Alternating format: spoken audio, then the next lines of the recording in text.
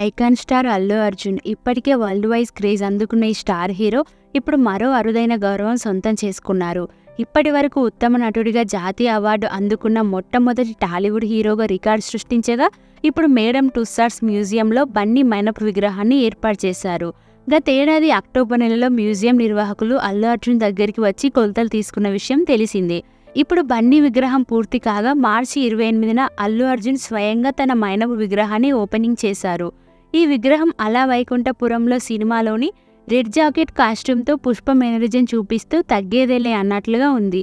Opening తర్వాత తన మైనపు విగ్రహంతో సెల్ఫీ తీసుకుని తన సోషల్ మీడియాలో బన్నీ పోస్ట్ చేశారు. ఈ ఫోటోలకు తగ్గేదేలే అంటూ కామెంట్ చేశారు.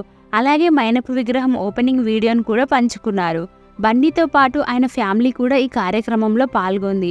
ప్రస్తుతం అల్లు అర్జున్ మైనపు విగ్రహం ఫొటోస్ వైరల్ అవుతుండగా బన్నీకి కంగ్రాట్స్ తెలుపుతున్నారు సినీ సెలబ్రిటీస్, అభిమానులు.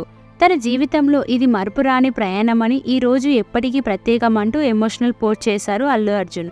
తన వెన్నంటే ఉన్న అభిమానులకు, శ్రేయోభిలాషులకు ఆయన కృతజ్ఞతలు కూడా తెలిపారు. ఇక గతంలో పుష్ప సినిమాతో బాక్సాఫీస్ వద్ద సెన్సేషన్ క్రియేట్ చేసిన బన్నీ ఇప్పుడు పుష్ప 2తో మరోసారి రచ్చ చేసేందుకు రెడీ అవుతున్నారు.